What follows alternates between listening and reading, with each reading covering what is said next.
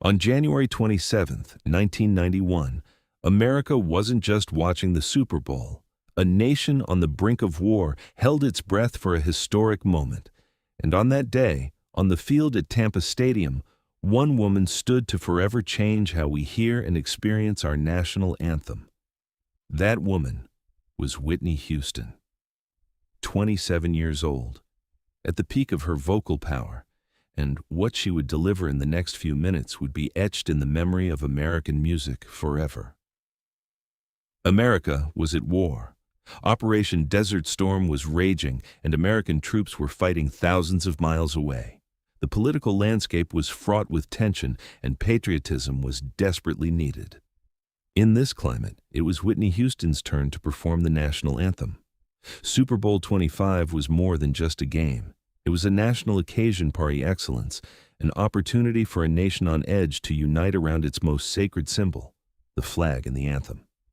Therefore, choosing the singer to perform the anthem was a momentous decision.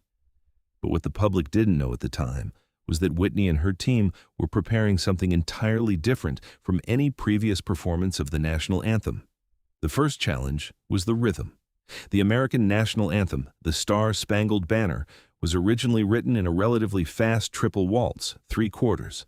This meter forces the singer to speed up the notes, limiting their ability to express themselves and extend the performance. Francis Scott Key wrote the lyrics in 1814 to the tune of the popular English song To Anacreon in Heaven, which was in 3/4 time. Since then, this meter has become the official standard.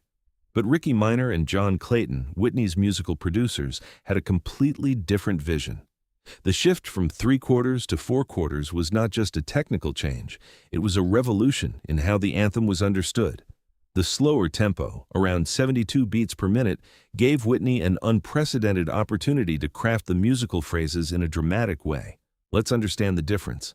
In 3/4 time, each measure has 3 beats, creating a repetitive circular feel. In slow 4/4 time, each measure has 4 beats, giving the singer an extra beat to extend the notes and pause at crucial emotional moments. Listen to the difference. In a traditional performance, the words flow quickly, as if the singer is gasping to keep up with the rhythm. In Whitney's performance, each word has its weight, and each verse its meaning. This deliberate slowness wasn't random. It was a conscious artistic decision inspired by another legendary performance. Marvin Gaye at the 1983 NBA game, who performed the anthem in slow 4/4 time with a melodramatic lyrical feel. Whitney and her team took this idea and developed it to new dimensions. But the change wasn't limited to the rhythm alone. John Clayton, the arranger of the song, did something bold. Instead of adhering to the anthem's traditional harmony, he incorporated chord reharmonizations inspired by jazz and gospel music. Clayton introduced unexpected chord changes, particularly in the transitions between verses. For example, in the word free, he shifted the chord to a pitch that created dramatic tension, allowing Whitney to extend and embellish in a stunning melismatic style. This kind of musical reapplication was unprecedented in the performance of the national anthem.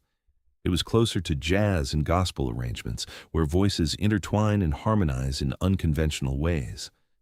Critics described the arrangement as having an emotional warmth that reflects the history of Black America. But all these musical changes were merely a framework. The essence was Whitney Houston's voice itself. What made Whitney's performance exceptional was not just the musical arrangement, but her incredible vocal technique. Perhaps the most striking element of this technique was her use of a chest voice, even in the highest notes. In the opening verse, "Oh, say can you see?" we hear Whitney's voice bursting from her chest like a powerful full burst. Every note is imbued with a deep, almost palpable chesty resonance. But Whitney's genius wasn't just in her power, it was in her versatility. She moves seamlessly between strength and tenderness, as if guiding the audience on an emotional journey. Here, in the second verse, Whitney softens her voice. She becomes quieter, more contemplative. This artistic decision, as Ricky Minor explains, was strategic. It gave her breathing room and allowed the audience to listen more attentively. The contrast between power and tenderness is what made her performance so dramatic and moving. She didn't sing in a single voice throughout, but rather created a dramatic arc that took the listener from surprise to emotion and then to a climax. At the heart of the performance, on the word free, Whitney reaches an emotional and vocal peak. She draws the word out for 3 long counts, then adds a surprising melisma, her notes soaring above the original score. This particular moment has become the benchmark for every singer of the anthem since. Beyoncé, Christina Aguilera, Jennifer Hudson, and even the operatic singer Renee Fleming have all attempted to imitate or allude to this famous embellishment. But the true climax was at the very end, the word brave, 12 seconds. That's when Whitney truly nailed the note, brave.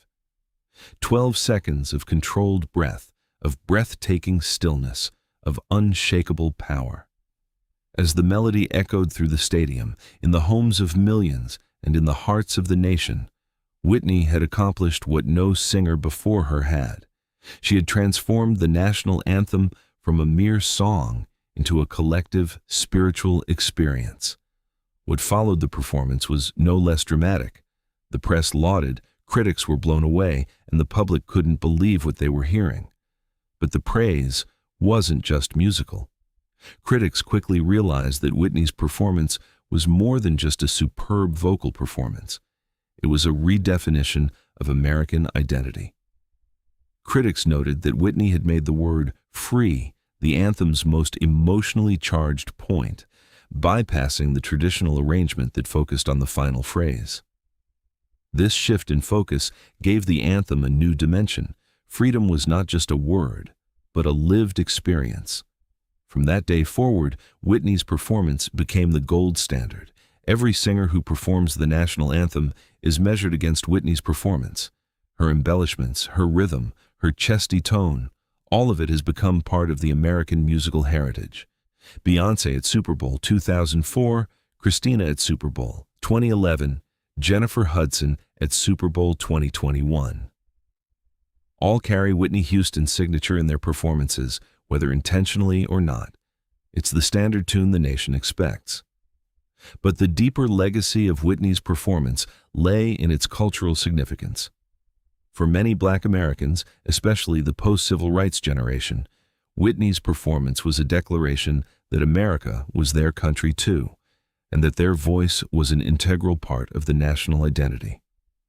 As one critic later wrote, "In her performance, Whitney encapsulated the experience of an entire community.